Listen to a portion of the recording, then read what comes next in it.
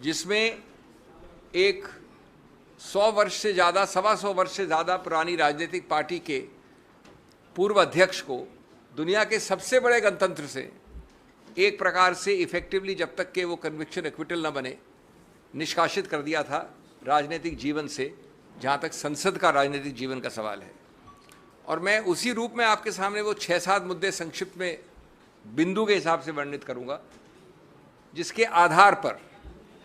आधार पर आज दलील हुई और जिसके आधार पर हम समझते हैं कि कानून में माकूल स्टे ऑफ कन्विक्शन मिला। नंबर 1, आज तक आप लोगों ने नहीं देखा होगा, लिखित है, जिन लोगों को इंटरेस्ट है वो पृष्ठ 326 में देख सकते हैं, कि लोग कहते हैं कि साहब ये समुदाय जिसका पूरे समुदाय का मानहानि अपमान हुआ है वो 13 करोड़ का समुदाय है।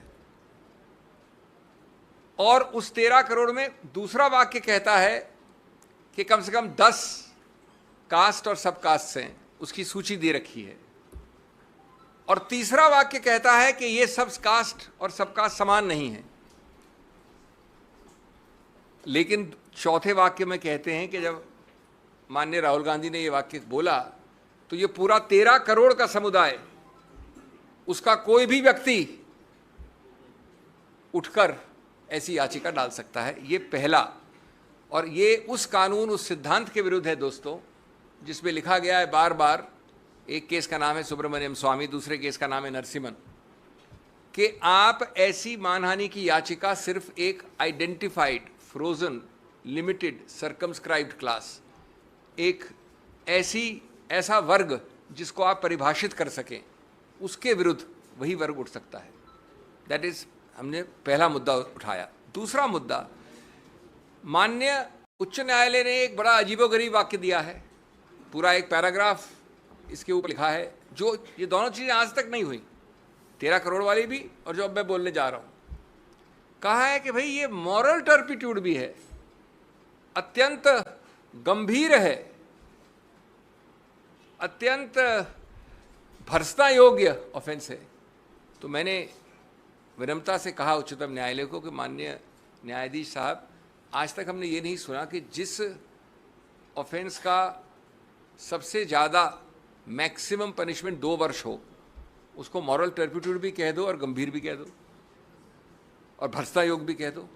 फिर हमने बताया कि इस पूरे आईपीसी में, जिसमें कि सैकड़ों ऑफेंसेस हैं, उनमें 22 ऐसे प्रावधान हैं, जिसमें सिर्फ 22 जिसमें सिंपल इम्प्रिजनमेंट है। उन 22 में से एक है ये प्रावधान मानहानि वाला। तो विधायिका ने तो कभी समझा नहीं इसको इतना गंभीर। आप जो याचक हैं, कंप्लेनेंट है, उन्होंने बहुत ज़्यादा गंभीर बोल दिया और उसके ऊपर उच्च न्यायालय ने लिख दिया। तीसरा, ये बेलेबल है। बेलेबल का मतलब ये नहीं होता कि बेल मिल जाए, बेल मतलब होता है कि बिना कोर्ट जाए आपको पुलिस बेल दे सकती है। ये सिर्फ कम जघन्य अपराधों के लिए ऐसा प्रावधान होता है। नंबर 4, नॉन कॉग्निजेबल है। जैसा आप जानते हैं कि थोड़ा भी ज़्यादा अगर गंभीर या जघन्य अपराध है तो पुलिस अफसर बिना वारंट के आपको गिरफ्तार कर सकता है। नॉन कॉग्निजेबल मतलब होता है वो अपराध जो कम जघन्य हैं, कम गंभीर हैं, उसमें आपको वारंट चाहिए, आप जाके किसी को पकड़ नहीं सकते। और उसके ऊपर कंपाउंडेबल 2 तरह के होते हैं। एक होता है कि अगर हमारा झगड़ा हुआ तो हमने प्राइवेटली कंपाउंड कर लिया, 2 निजी रूप से इंडिविजुअल ने, स्टेट नहीं आता उसमें कहीं। दूसरा होता है कि आपको स्टेट की अनुमति चाहिए, स्टेट वाले ज़्यादा जघन्य, ज़्यादा गंभीर अपराध होते हैं। तो ये अपराध कंपाउंडेबल है 2 निजी व्यक्ति विशेष के बीच में। तो हमने पूछा कि आज तक कभी नहीं हुआ कि आपने जघन्य भी बोल दिया, भर्त्सना योग्य भी बोल दिया और गंभीर भी बोल दिया, एक ऐसी चीज़ के बारे में जो बेलेबल है, नॉन कॉग्निजेबल है, कंपाउंडेबल है, 2 वर्ष का है, सिंपल इम्प्रिजनमेंट है। तीसरा, 13 करोड़ का समुदाय मानहानि कोई एक व्यक्ति कर सकता है। ये कानून उच्च न्यायालय ने बताया, आपको, हमको सिखाया है नया।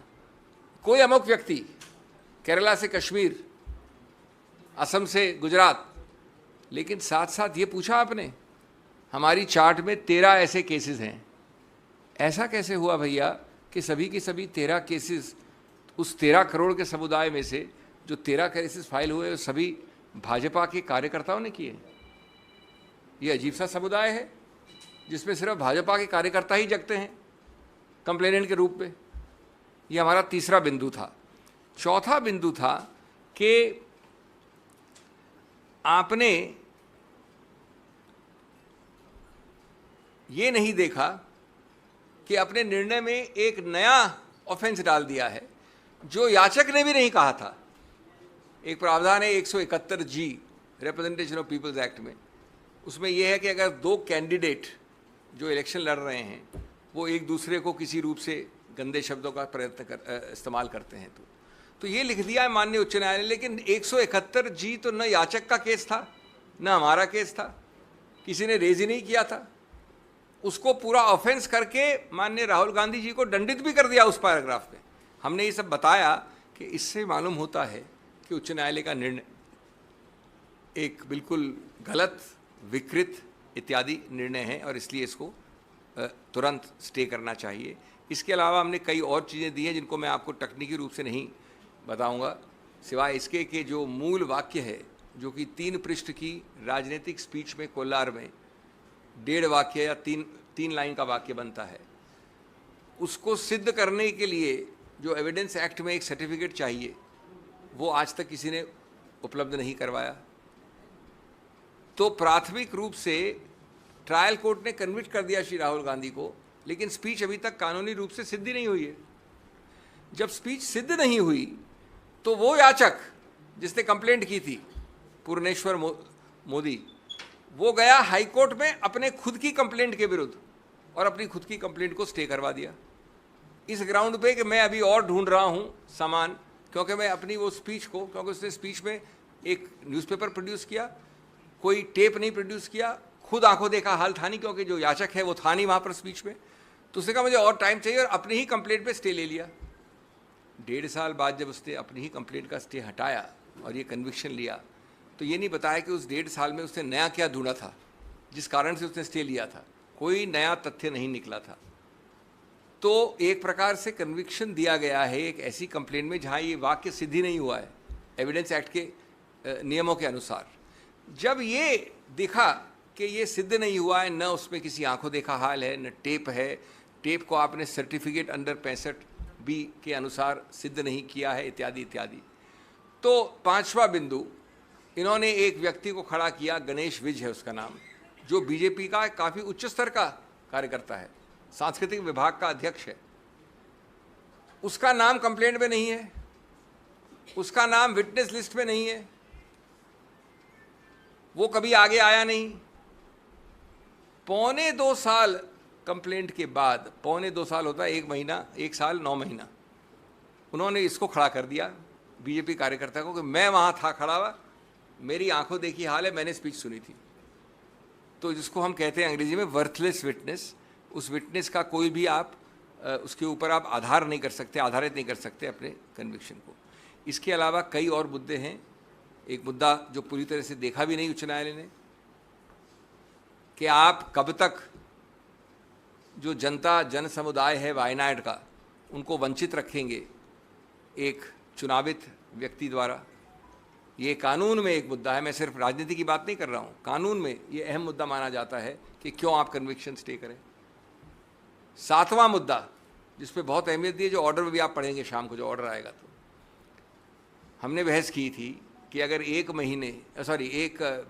महीने 1 साल 11 महीने और 29 दिन का दंड होता तो पर्याप्त नहीं होता इस डिस्क्वालिफिकेशन के लिए। ये आवश्यक है कि 2 साल का हो, नहीं तो डिस्क्वालिफिकेशन लागू नहीं होता।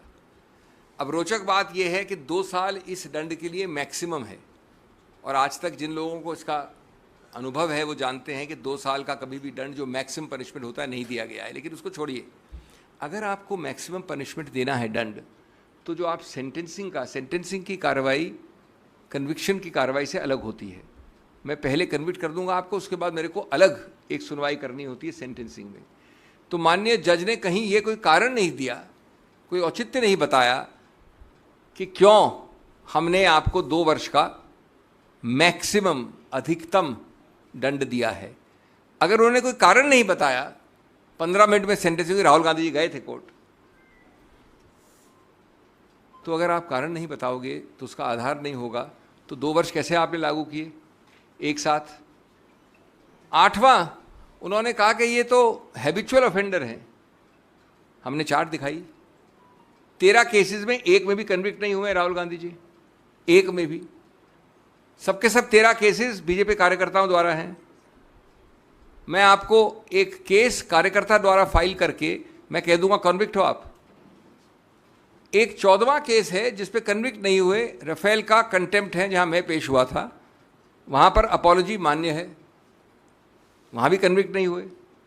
और वो राफेल वाला वक्तव्य 14 नवंबर 2019 का है। ये वक्तव्य जो कोलार में हुआ वो 14 अप्रैल 2019 का, 8 महीने पहले का है।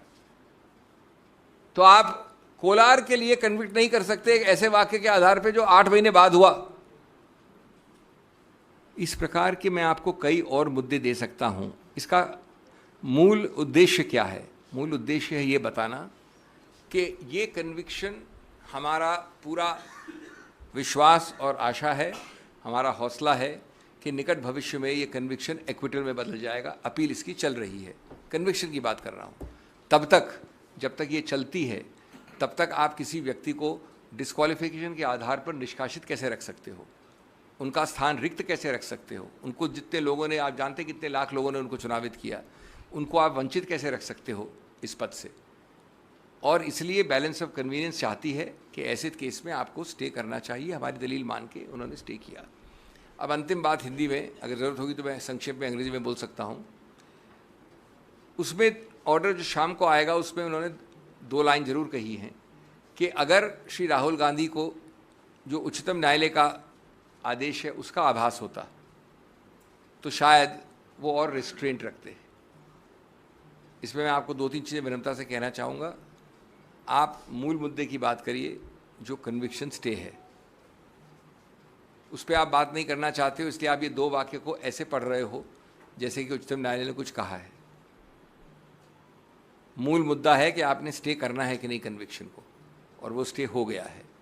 दूसरा जो ये जिक्र है इसका, उसमें ये लिखा है कि अगर ये राफेल वाला ऑर्डर पहले आया होता, ये तो हम दोनों की बात, मानी हुई बात है कि राफेल का ऑर्डर 8 महीने बाद आया था, तो इसलिए उसका कोई लागू होने का सवाल नहीं उठता।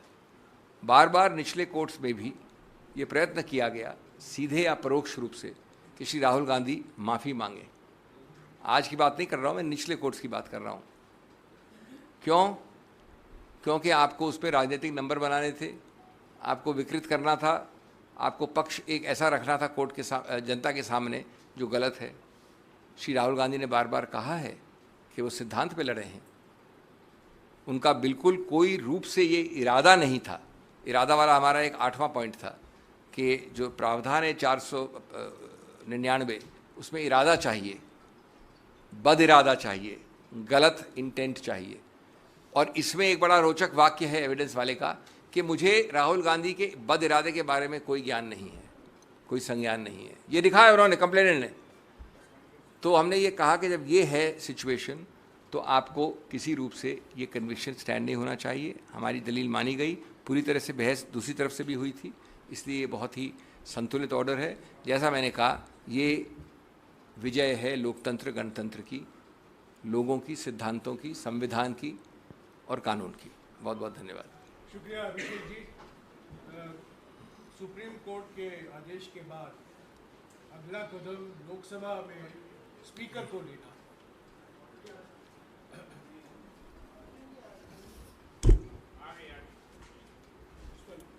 सुप्रीम कोर्ट के आदेश के बाद अगला कदम स्पीकर को लेना है लोकसभा में।